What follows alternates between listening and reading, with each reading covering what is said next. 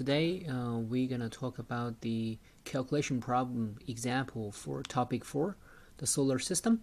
We're going to go through two examples for one single phase and one three-phase system.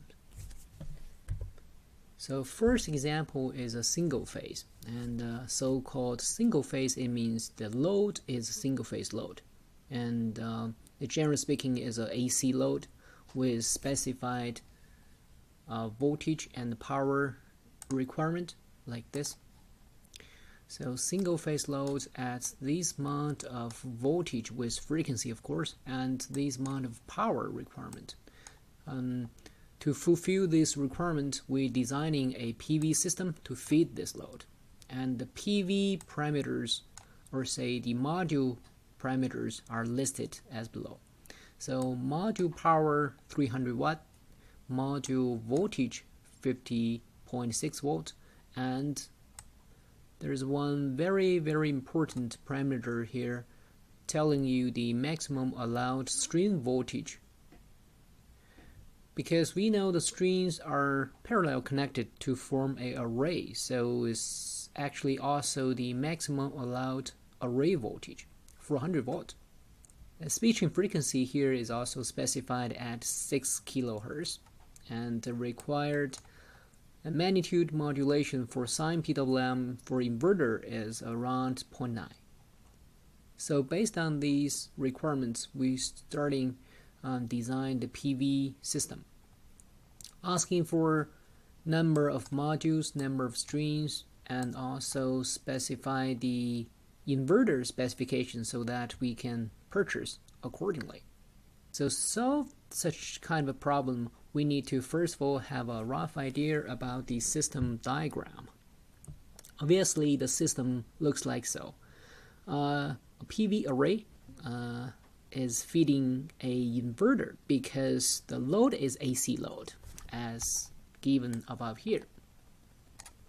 So we need to have an inverter after the PV system to convert DC generated by the PV to AC to feed the load. So this is the basic system block diagram we can follow and to know where we're at. Now let's start the design.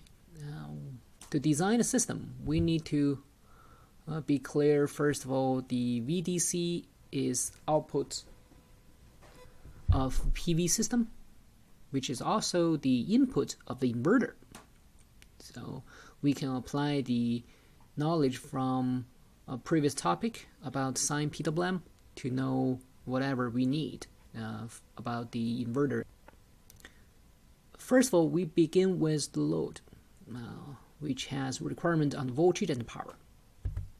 So based on the sine PWM for single phase inverter with 4 full bridge switches, we know the peak value of the output fundamental component, which is equals to the RMS value 230 times square root 2, is equal to the DC input times the magnitude modulation index.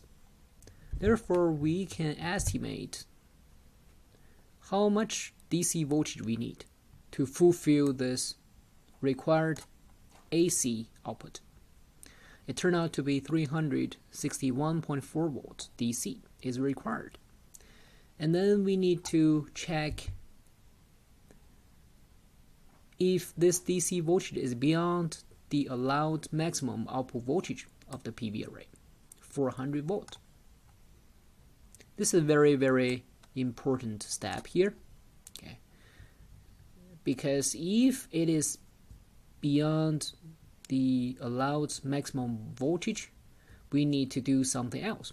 However, in this particular example, it is not the case. So we can just go ahead to go with this DC. And then the number of modules is determined by this DC requirement. Because all modules are series connected and all strings are parallel connected. So this DC output is equal to string voltage, like we already said, and also equals to number of module times the module voltage. Therefore, the number of module is calculated by the DC voltage divided by the module voltage, which is 50.6. Obviously, it won't be that lucky that we can have an integer as the result. Let's always have some fractional result there. Obviously, we can't keep this as the number of modules. It has to be an integer. So we need to make a decision to run it up or run it down. The consideration here you have to take is, if we run it up as 8, then you go back to the DC from 8 modules as 8 times 50.6, which is obviously beyond the allowed maximum output voltage 400 volts. Therefore, we cannot run it up. We have to run it down.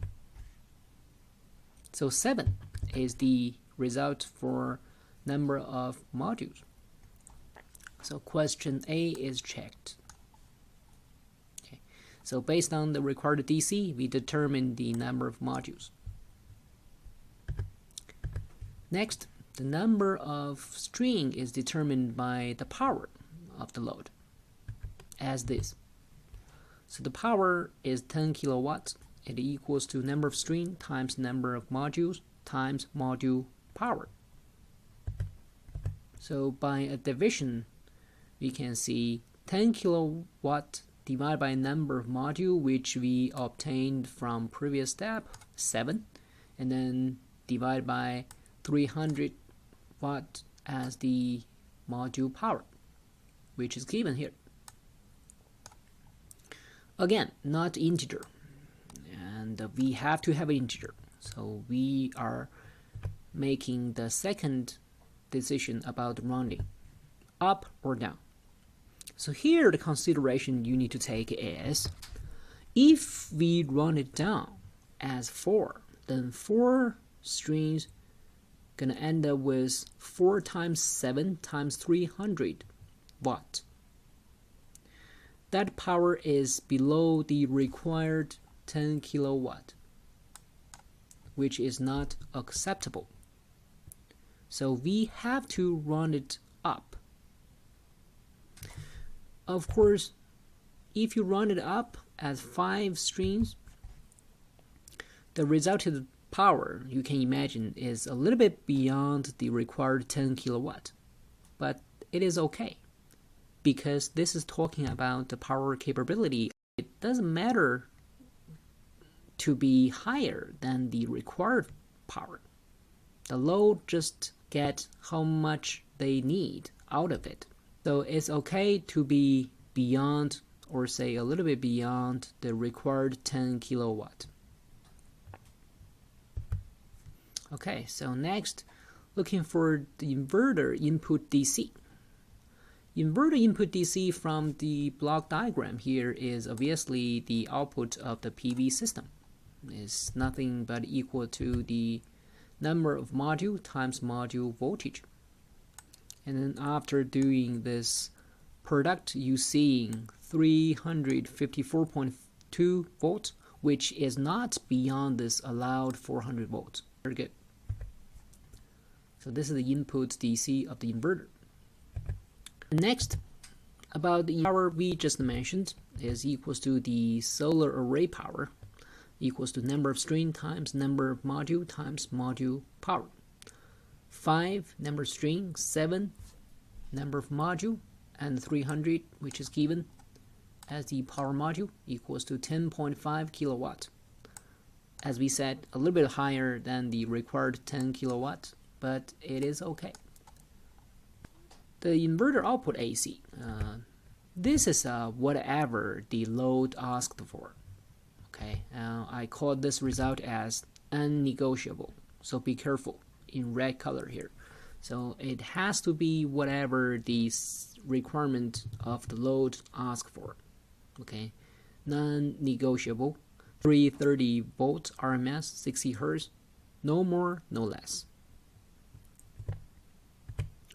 The last, we can take care of the inverter magnitude and the frequency modulation index.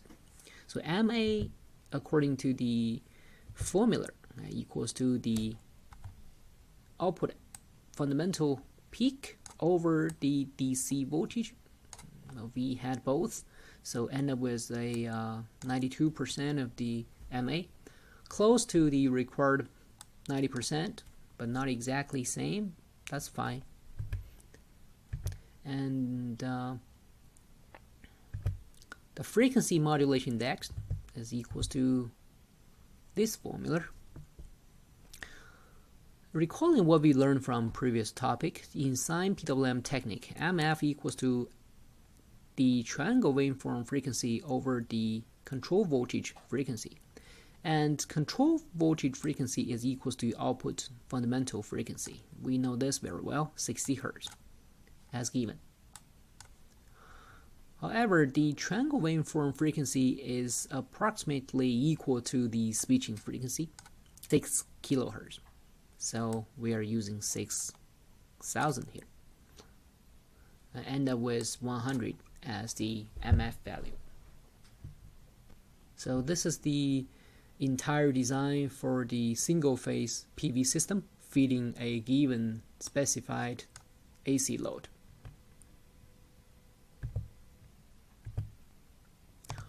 Next example is for a three-phase, and the problem follows same pattern. The load is specified with voltage and power, and the PV modules parameters are given: power, voltage, maximum allowed output voltage, switching frequency, and MA. Looking for the similar things as well: number of modules, number of strings, and also here is asking for if a DC to DC converter is needed, and if so, what is the duty ratio. We will see what this question is about. Last, asking for the specifications of the inverter. So let's start it. Again, at the beginning we have a rough system block diagram in our head, feeding a specific AC load, three-phase, be careful. Here is the DC input of the inverter to fulfill this specified AC output voltage. So let's see how it works. So we again begin with the load end. The required AC voltage here is determining how much DC is required as the input of the three-phase inverter. So following the three-phase sine PWM technique formula, which is output line-to-line voltage peak equals to square root of 3 divided by 2 times the VDC value times the MA. So we can calculate the required DC, which is as high as 800 something. So here is the problem. Obviously, beyond the allowed output voltage, which is 550 volt. This is absolutely a red flag. We have to take care because it is not allowed. In other words, your PV array cannot directly feed this three-phase inverter because the output voltage maximum 550 is not enough to fulfill this required output AC voltage. So the solution is we need another system schematics, or say the block diagram. We need a medium converter to help make the output AC become true. So what we do is allow the PV array output a voltage, we call it VDC1 here, which is lower than the allowed output voltage maximum, 550 volts, or make it equal. That's fine too. And then use a DC to DC specifically as booster to boost this voltage up to the required DC voltage, 135 volt. Okay. And then followed by a 3-phase inverter to feed the AC load, 3-phase. So keep this block diagram in mind. We proceed to our further calculation. And of course, the inputs of the 3-phase inverter is VDC, remaining same here. So we start with the number of modules, which is determined by the DC output here. As we have mentioned, the maximum it could be is nothing but the allowed maximum output voltage, 550 volts. So equals number of module times module voltage. And from here you calculate the number of module equals to around 10.87. This is another choice of rounding up or down. As we have mentioned in previous example, if rounded up, then the output voltage of the array here can be beyond the allowed maximum voltage output, so it has to be rounded down.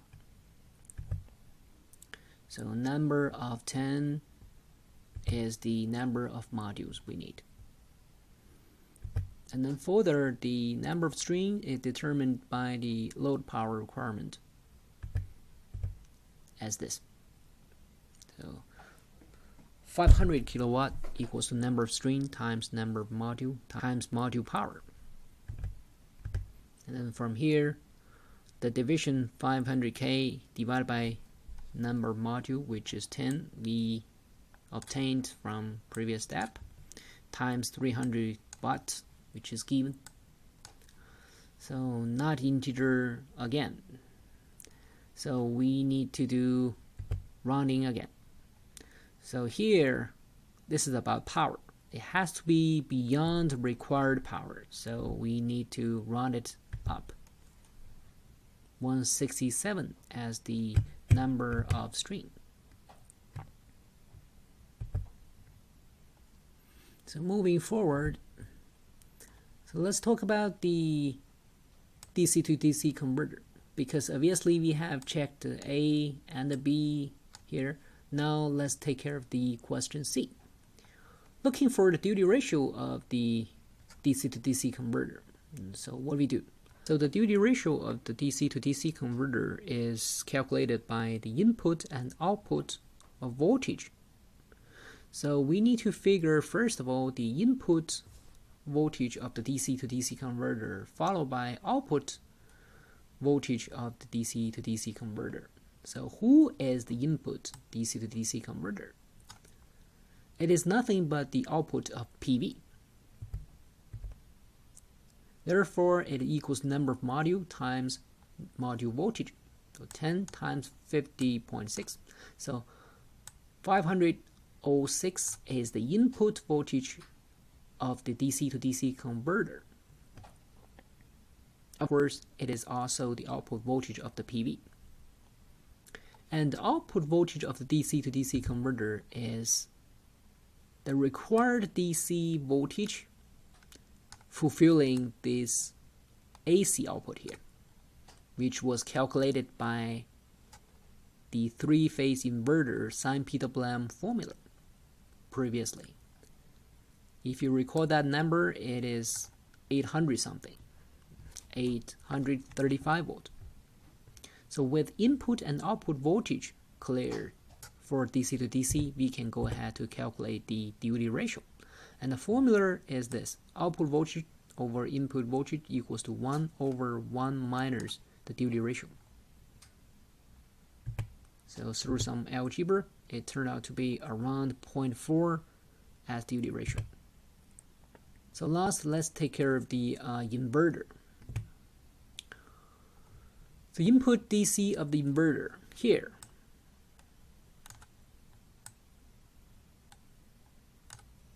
is also the output of the DC to DC converter. So we calculated actually quite a while ago, 835 volts. And output AC of the inverter is, again, whatever the load asks for, is a unnegotiable result for 60 volts RMS, 60 Hertz. And now the power of the inverter is actually considered as the same power out of the PV array here. So it is equals to the number of string times number of module times module power. So 10167 times 300. Okay, these numbers need to be very clear and reasonable, making sense to you. And calculated as 501 kilowatt, a little bit more than the required 500 kilowatt, but it is okay. The last, the MA and MF respectively. So again, be careful the formula for three-phase sine PWM. MA equals to the peak of the output fundamental voltage divided by VDC and a factor of square root of 3 divided by 2. So 0.9 as the required. And MF again equals to switching frequency divided by the fundamental output AC frequency, 5K over 60. It's 83.33. And generally speaking, we prefer a integer as the result. We run it up or run it down, doesn't matter. I run it down to 83, but it will be fine if you run it up to 84. It won't affect the final result in terms of AC voltage and frequency and the power. So that's all for the PV system design. One example for single phase and one example for three phase, and hopefully these are helpful. Thank you.